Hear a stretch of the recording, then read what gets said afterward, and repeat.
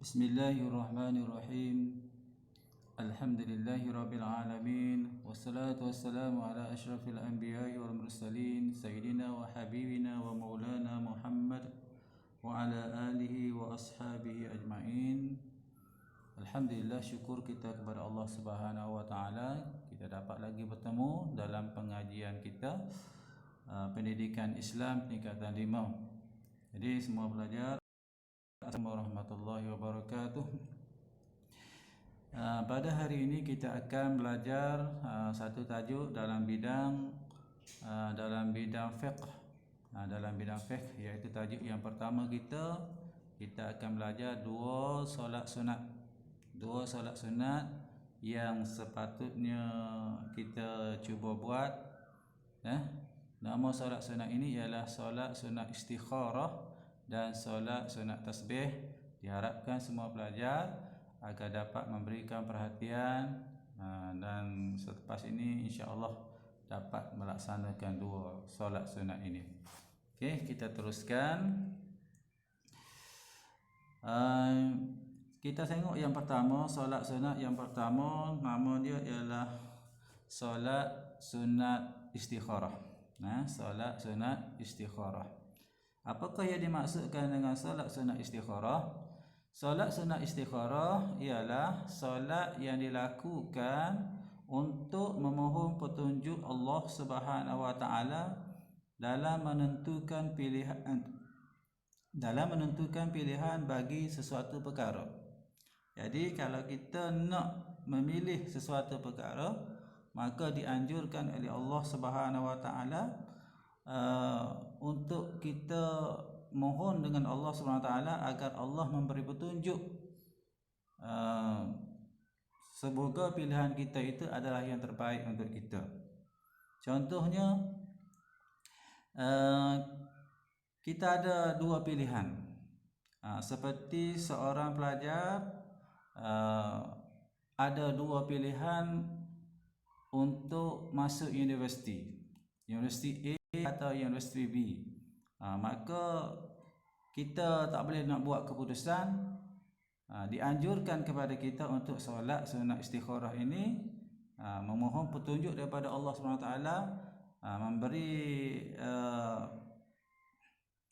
memberi kemahuan, keinginan kita, hak mana hak untuk kita, maka kita minta dengan Allah SWT.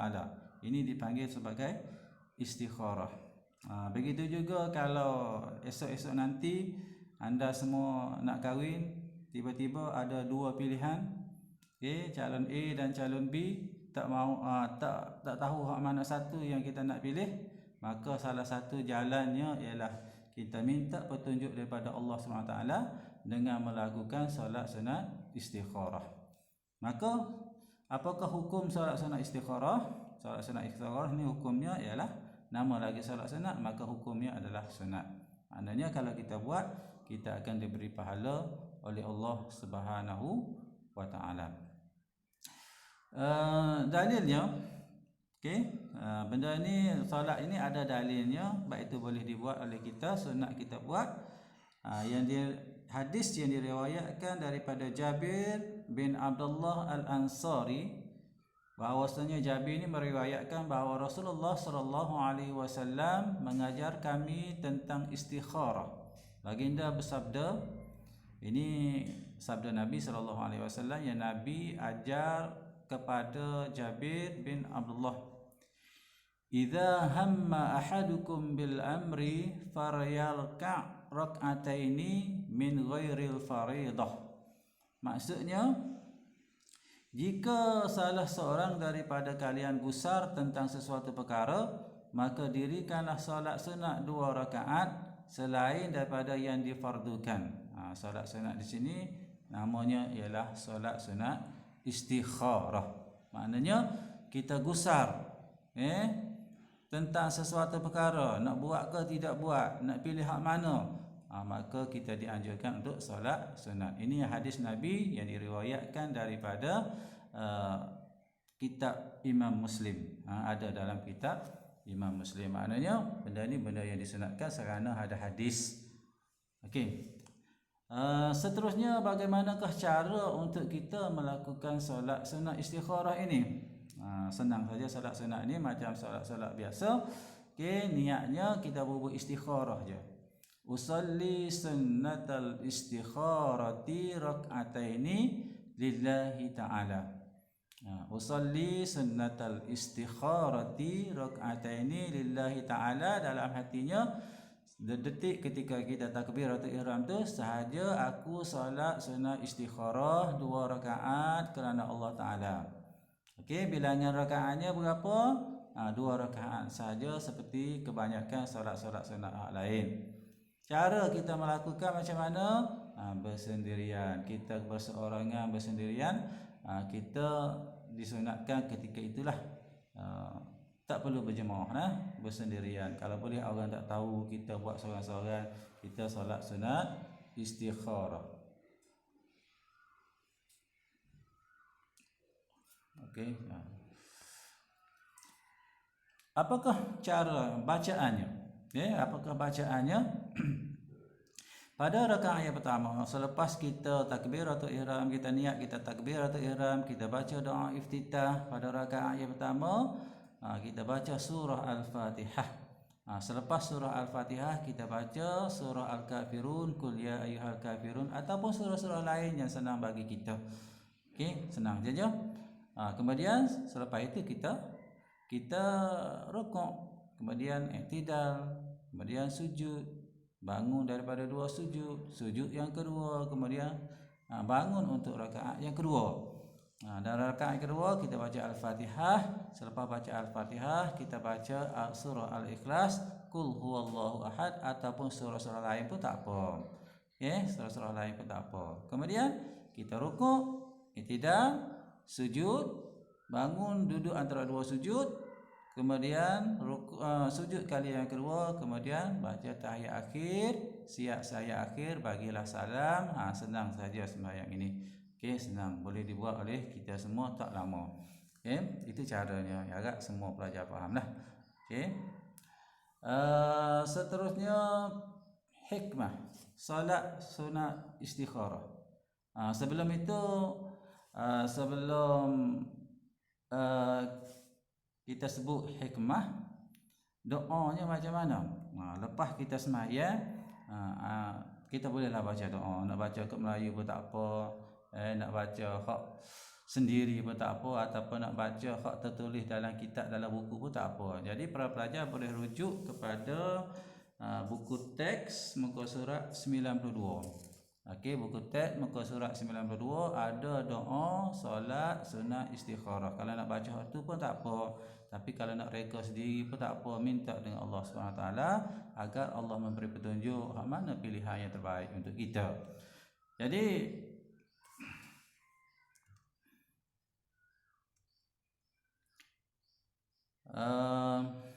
apakah hikmah solat sunat istikharah? Solat sunat istikharah, antara hikmahnya ialah yang pertama, meningkatkan keimanan kepada Allah Subhanahu Wa Taala, kerana menjadikan Allah sebagai tempat pergantungan. Kita nak memilih sesuatu benda tu, kita gantung dengan Allah. Apabila kita bergantung dengan Allah, maka insya-Allah iman kita akan meningkat. Yang kedua, solat ini mendidik umat Islam agar sentiasa memohon sesuatu kepada Allah Subhanahu Wa Taala, terutamanya dalam membuat keputusan. Jadi nak didik kepada kita, kalau kita nak, mohonlah dengan Allah, tak perlu mohon dengan orang lain. Mohonlah dengan Allah Subhanahu Wa Taala, terutamanya kalau kita confused nak buat sesuatu keputusan. Yang ketiga, hikmahnya ialah menjauhkan diri daripada perbuatan syirik dengan memohon bantuan selain Allah Subhanahu Wa Taala, seperti kepada bomoh. Jadi solat sunat ini kita mohon dengan Allah. Apabila kita mohon dengan Allah, betul lah permohonan kita itu. Kita tak mohon kepada makhluk-makhluk lain seperti bomoh, minta petunjuk daripada bomoh. Itu kadang-kadang boleh membawa kepada syirik. Jadi semua pelajar boleh faham. Itulah solat sunat istikharah. Senang saja, boleh saja dibuat ketika kita ada confused untuk membuat pilihan. Okey. Seterusnya kita masuk kepada Solat sunat yang kedua iaitu solat sunat tasbih. Solat sunat tasbih ni jarang orang buat kerana konon-kononnya masanya panjang. Sebenarnya tak panjang mana. Cuma dalam sembahyang itu kena ada tasbih saja sebanyak 300 kali. Kita bertasbih sebanyak 300 kali.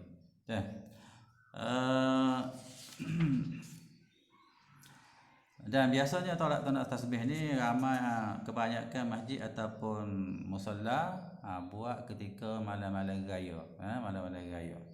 Okey. Jadi anda digalakkan untuk bersama untuk solat sunat tasbih. Apakah maksud solat sunat tasbih? Solat sunat khusus yang mengandungi bacaan tasbih sebanyak 300 kali pada keseluruhan solat.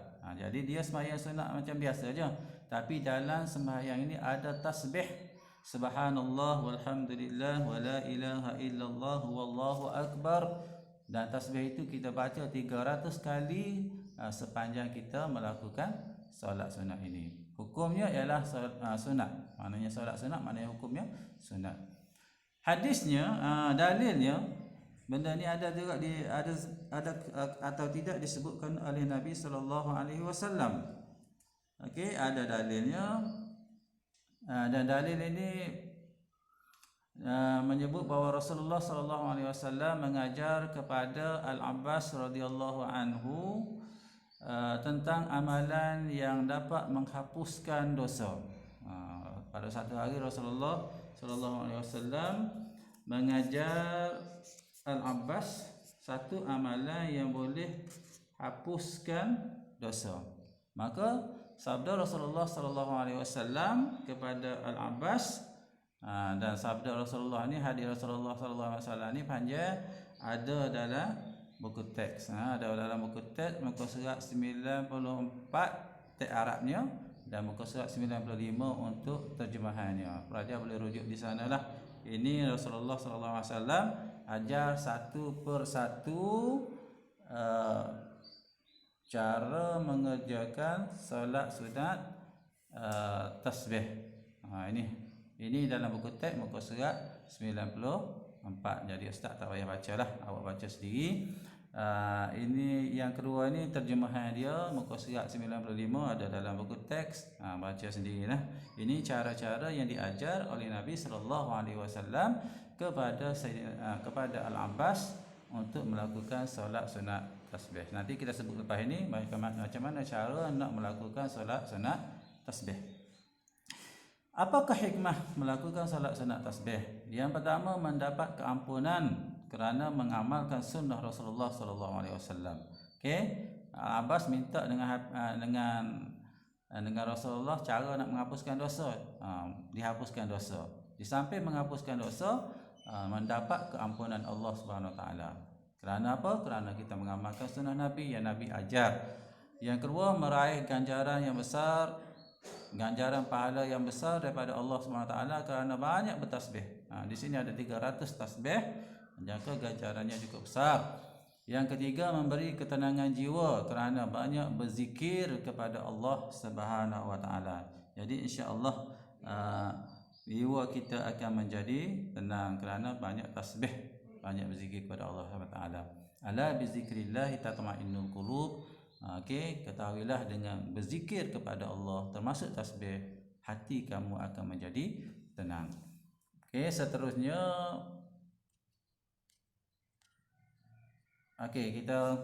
itulah solat sunat tasbih. Seterusnya kita tengok bagaimanakah cara, kaifiat bagaimanakah cara kita nak melakukan solat sunat tasbih. Solat sunat tasbih ni ketika kita tengok bilangan rakaat dulu, kita buat secara 4 rakaat. 4 rakaat. Ketika kita buat pada waktu malam 2 kali salam, maknanya 2 rakaat, habis 2 rakaat bagi salam, habis 2 rakaat pula bagi salam. Tetapi kalau kita buat di siang hari, lebih baik kita buat 4 rakaat sekaligus. 4 rakaat sekaligus maknanya 1 salam. Malam hari 2 salam. Okey. Niatnya, okey, usalli sunnatat tasbih rak'ataini lillahi ta'ala. Usalli sunnatat tasbih rak'ataini lillahi ta'ala, dalam hati sahaja aku solat sunat tasbih 2 rakaat kerana Allah Ta'ala. Okey. Solat sunat ini bersendirian ke atau berjemaah? Boleh dua-dua. Berjemaah boleh ataupun bersendirian boleh. Okey. Seterusnya kita tengok kepada cara dia. Ini cara yang detail. Kita bangun rakaat yang pertama, kita takbiratul ihram. Okey, kita niat dalam takbiratul ihram tu, kita niat, kemudian kita takbiratul ihram, kita baca doa iftitah. Okey, rakaat yang pertama kita baca, lepas doa iftitah kita baca Al-Fatihah, kemudian kita baca surah.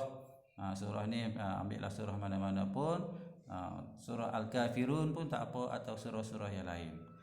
Selepas kita baca surah, kita sebelum kita rukuk, kita tasbih dulu. Tasbih dulu sebanyak 15 kali. Kita kena baca subhanallah walhamdulillah wa la ilaha illallah wallahu akbar 15 kali. Kemudian selepas 15 kali habis, kita rukuk. Rukuk subhana rabbiyal azim wa bihamdihi itu 3 kali. Lepas subhana rabbiyal azim tu baca pula tasbih macam tadi, subhanallah walhamdulillah wa la ilaha illallah wallahu akbar. Kalau nak tambah lagi, wala haula wala quwata illa billahil aliyyil azim. Okey.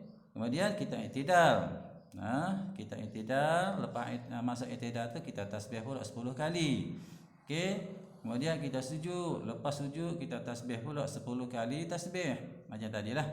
Kemudian kita duduk antara dua sujud, baca tasbih pula sebanyak 10 kali. Kemudian kita sujud untuk kali yang kedua, lepas sujud kali kedua sebelum kita bangun kita tasbih juga 10 kali. Dan seterusnya sebelum kita bangun untuk rakaat yang kedua, selepas daripada sujud kita duduk dulu. Duduk macam tahiyat awal, duduk dinamakan sebagai duduk istirahat. Dalam duduk istirahat itu juga kita tasbih sebanyak 10 kali. Untuk rakaat pertama cukup tasbihnya sebanyak 75 kali tasbih. Kemudian kita bangun rakaat yang kedua, baca Al-Fatihah, kemudian baca surah Al-Ikhlas ataupun surah-surah lain. Dalam qiyam itu lepas baca surah Qul Huwallah itu, kita tasbih 15 kali. Hanya pada masa qiyam saja 15 kali. Rukuk-rukuk yang lain 10 kali. Kemudian kita rukuk, tasbih 10 kali, i'tidal, tasbih 10 kali, sujud, tasbih 10 kali, duduk antara dua sujud, tasbih 10 kali. Sujud kali yang kedua, tasbih pula 10 kali. Kemudian baca tahiyat akhir. Kalau nak 4 rakaat kita baca tahiyat awal. Tapi kalau kita nak 2 rakaat, kita baca tahiyat akhir. Lepas baca tahiyat kita tasbih. Sebelum bagi salam kita tasbih pula 10 kali. Lepas itu, lepas tasbih, kalau 2 rakaat kita bagi salam lah. Assalamualaikum warahmatullahi wabarakatuh. Assalamualaikum warahmatullahi wabarakatuh. Jadi rakaat yang kedua pun 75 kali. Campur 2 tu, rakaat pertama 75. Terus kepada rakaat yang kedua pun 75 kali, 150 kali tasbih pada 2 rakaat. Kemudian kita bangun sembahyang kali yang kedua 2 rakaat lagi, buat macam yang pertama tadi. InsyaAllah 150 lagi tasbih, campur 2 tu 150 tambah 150, cukuplah 300 kali tasbih. 300 kali tasbih. Okey, saya harap semua pelajar boleh faham dan boleh amalkan. Benda ni sebenarnya tak payah. Okey, kita kena bagi perhatian saja. Yang pentingnya ada keazaman kita nak melaksanakannya. Okey, kalau kita nak hapuskan dosa kita, kita nak mengharapkan ganjaran pahala daripada Allah Subhanahu Wa Taala, amalkanlah solat-solat sunat ini kerana ia boleh mendekatkan diri kita kepada Allah Subhanahu Wa Taala. Jadi para pelajar, tugasan anda ialah buat nota molek-molek, salinlah apa yang patut salin, kecuali kalau ada dalil-dalil yang panjang itu tak payah salin lah, ya, ataupun doa-doa tu tak payah salin. Yang penting-penting tu semua kena salin. Okey. Jadi untuk setakat itu untuk hari ini, lain kali kita bertemu pula. Assalamualaikum warahmatullahi wabarakatuh.